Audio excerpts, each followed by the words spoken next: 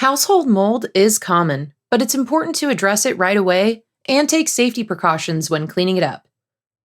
You should wear protective gear whenever you're contacting or disturbing mold in any way.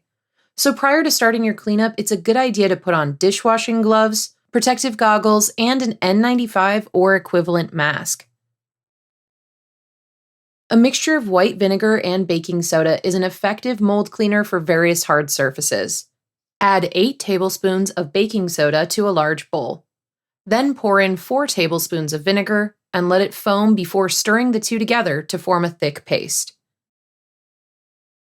Apply the mixture to any visible mold, smearing the paste on in a layer of about 1/4 to 1/2 inches thick. Let the baking soda and vinegar paste dry on the mold for an hour after application. Once dry, scrub vigorously with a scouring pad or stiff brush to remove the paste and the mold along with it.